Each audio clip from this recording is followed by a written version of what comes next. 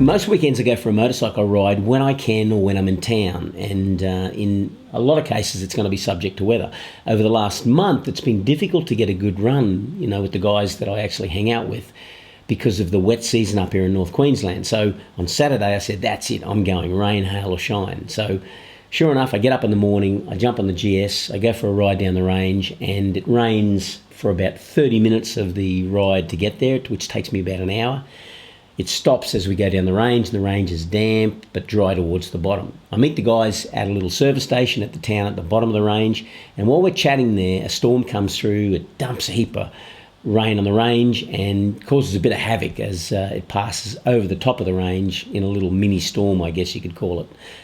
We decide to leave the servo. We don't necessarily know what it's going to be like, and I'm telling everyone, the roads, it's a bit damp, but it's mostly dry. We hit the range and it is wet as. So we have to navigate our way up the range. Not everyone likes riding in the wet. So we navigate our way up, avoiding puddles. There was fuel dumped on the road, and you could see it with that shimmering colour you get when oil sits on water. We had to navigate our way around those, navigate through debris which has been dumped on the road from the rainforest up the top. And there's a whole heap of moss up there because of the dampness that's been occurring over the last period of months with this wet season, and the fact that in the rainforest the road sits in the shade. And it's this navigation that we have to do in these circumstances. We ideally would like to have a beautiful run up there following the perfect line, but it's not the case when things aren't necessarily the way we would like them. And this is pretty much like life, and it's why I kind of kicked off this discussion in this podcast around the topic, because I was thinking about that navigation as I rode up the range, and thinking that's very close to life, in that we would like to have this real nice straight line or straight road between where we are and where we would like to be, but there's constant debris on the road, there's obstacles, there's challenges that we've got to navigate our way through. And that's how it is at the moment with us, in these tough times. And that's what this podcast is about.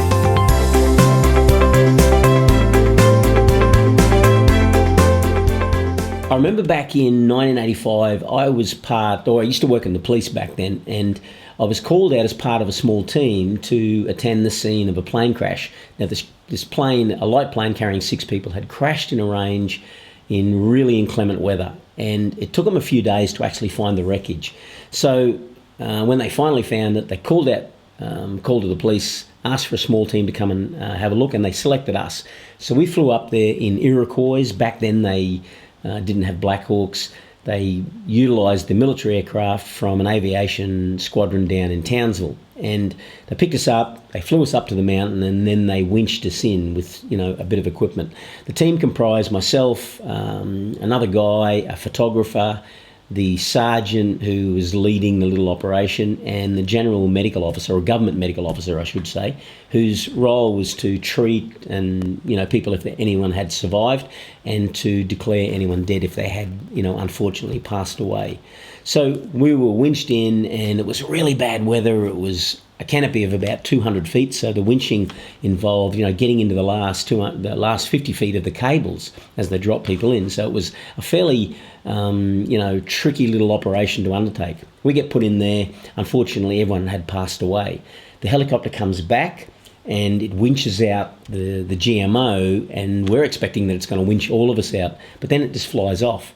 And I asked the sergeant, what's going on? And he said that the weather was so bad that the helicopter couldn't winch us out, so it flew away. It's going to come back tomorrow. Now, imagine us. We're on in uncharted terrain. No one's ever been here. It's in a deep, thick, dense rainforest. It's raining, it's windy, it's muddy, it's slopey. Canopy's 200 feet high, and here's 4 of us sitting there, and there's this plane wreckage sitting over on the other side, with a bunch of people in it who had passed away. So over the course of the night, you can understand where our heads would be at. It's miserable, it's wet, and all my energy's going towards the things that I probably can't control. Well, I definitely can't control. The fact that it's raining, the fact that it's cold, the fact that the mud is slipping, the fact that we couldn't sit down, we had to stand up. And through the course of the night, something hit me. I was sitting there thinking about, how bad this was, how this sucked to be here. And then I kind of got a glimpse of, a reflection of the wreckage of the aircraft. And it dawned on me that I was in a better place than the passengers. The passengers had passed away, and this thought process was, suddenly, well, hang on a minute, I'm the fortunate one here. I'm standing here breathing alive, even though I'm a bit cold and uncomfortable. And then these poor passengers had passed away. Who would I rather be? Well, I'd rather be me at that point in time. And it was this realization that you got choice about how you perceive things based on how you compare or contrast, or just the conversation you have in your head. And that thinking pattern significantly altered how I thought about things, particularly from a proactive perspective in terms of how you control the conversations in your brain. And that has permeated the next 35 years, or the 35 years up until this point in time in my career and my personal life. And in this conversation, what I want to do is reinforce some stuff that kind of stems from that. Look, we're in very difficult times at the moment. I can't solve the money problems of people, but what I can do is provide stimulating thought about the types of things that you can do, from an activity perspective and a thinking perspective that can add value at this point in time. And we're all in this together. We're navigating our way through difficult times. And I want to offer you these 8 things that I know that you can implement straight away, and I know that they would make a difference if you just listen and made the choices about doing these things. So let me run through these. It's kind of like an 8-step framework for navigating your way through tough times. Let me go to number 1. Stop focusing on what you cannot control. I mean, it's verges on insanity to think that it's smart to, concentrate on the fact that it's raining and then give all your energies to that and feel bad because of it. But that's how most people are. It's very common for people to react to scenarios and react to situations, and then they just live with the feelings that come from that. So getting up in the morning and looking at the rain and going, well, this sucks. I'm stuck indoors. We can't control the rain. We can't control the fact that at the moment, there's certain rules being implemented to help us get through these tough times. We can't control the fact that we can't open our doors, or no one's coming into the shop to buy our coffees or whatever it is we sell. But we can control what we do. We can control how we think. We can control how we perceive situations. We can control the conversations in our heads if we choose to.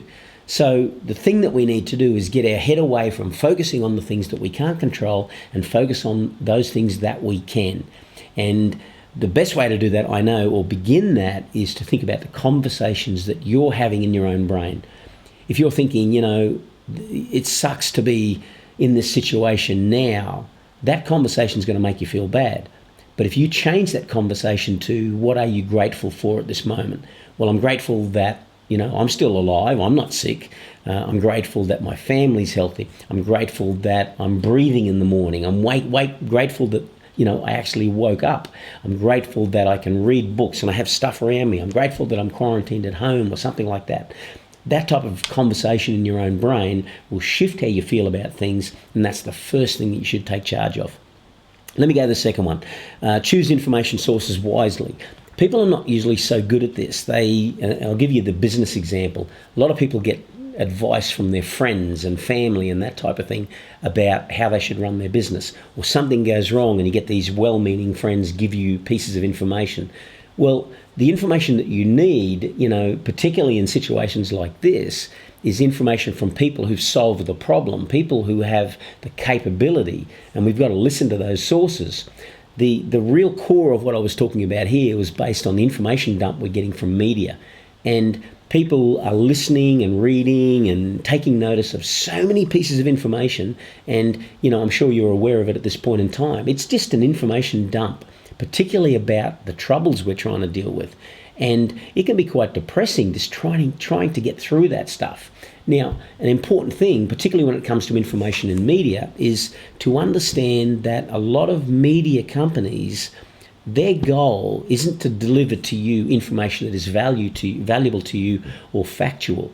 Their goal is to generate traffic that supports their strategy of making revenue through advertising. Traffic is more important than facts. Traffic is more important than what adds value to you. clickbait is a better strategy than me to tell you the right thing that serves you when in fact you may not click on it.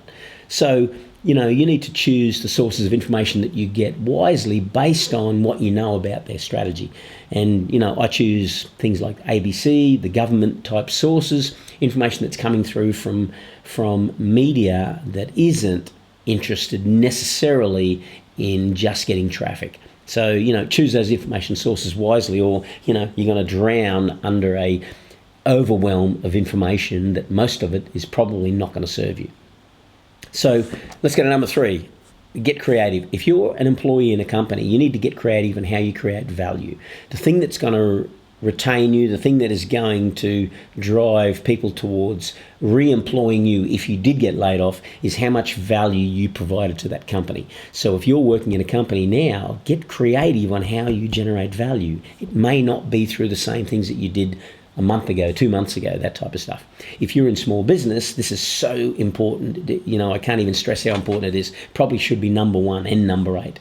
The ability to change your business now has never been more important. We're trying to get creative in how we deliver value. We're trying to get creative on how we actually get value in return. And you need to do that as well, particularly if you're in small business. If you sell coffee in cafes, well, people mightn't come in the cafe these days. You might have to think about different ways of getting that product to the customer. You might have to think about different products. You might have to think about different services, but you have to get creative at this point in time in surviving and making your way through this, which is tough time, which is going to be longer than we think. I would estimate. Let's go to the next one. Be productive with your time. Urgency versus importance. People get these things confused, and people also get confused with what really is important. So they'll say, well, I'm quarantined in my house, therefore I'm going to sit here and I'm going to watch Netflix. Well, that's not necessarily the right or the best use of your time. There may be better ways to utilize your time, which is going to help you into the future.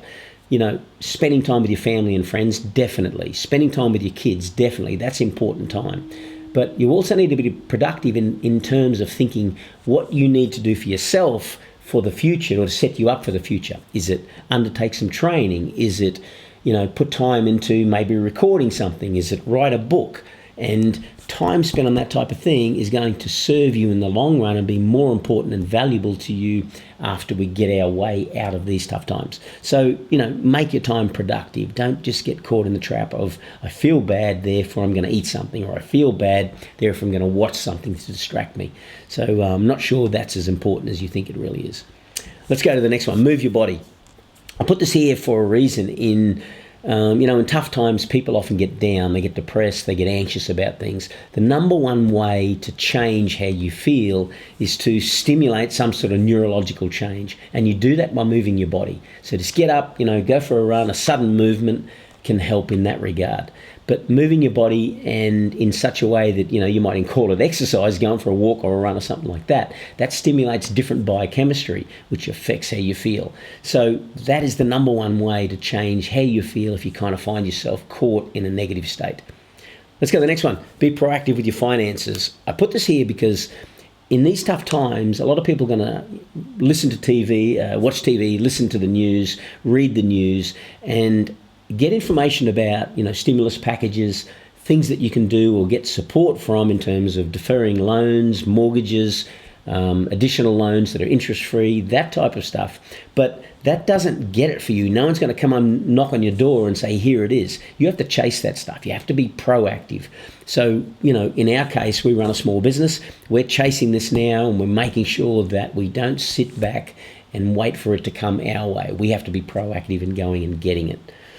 Now, number 7, when it gets you down, talk about it. This is an important thing, and I come from a base where, I've got family, sadly, who've taken their own lives in the past, and my own father did that, and no one talked about their problems. If you find yourself getting sad or depressed, talk about it, get it out there. Don't leave it inside so it wells up and festers like, some sort of disease in your body. Get it out and talk about it. And there are people there who will listen to it. What they will listen to is the troubles that you're experiencing and what you're doing to try and solve it. What they won't listen to is a big whinge. So when I say talk about it, what I mean is, Get out the processes of thinking that you're going through and, take on board advice from people. There's people out there who will listen, and, you should do something about using that.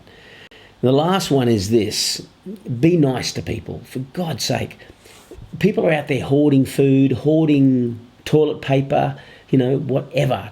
That's crazy, panic-driven behaviour that doesn't serve the community in the long term. The moment we start to drift into we're all for ourselves, well, that's not going to help us. We need to be nice. We need to be part of a team. And being nice means being nice to the people on face-to-face value, but also means being considerate to people. So if you're out there hoarding stuff, you're thinking about yourself. It is the worst thing you can do in these moments. Be nice to people. Man, we're all stuck in this together. Let's work together as a team to help get through this. So there you have it. Eight thinking, patterns or things that you can do that are worth thinking about. Number 1, stop focusing on what you cannot control. Number 2, choose information sources wisely. Number 3, get creative, particularly if you're an employee or in small business. Number 4, be productive with your time. Number 5, move your body if you find yourself getting down. Number 6, be proactive with your finances. Go and chase it. It's not going to appear. No one's going to knock on your door and give it to you. Number 7, when it gets you down, talk about it. Get it out. Tell people what processes you're going through. It's not a whinge or just an unload. Number 8, be nice to people. Be part of a team. That's it from me. I will see you in the next podcast or video or whatever the case may be.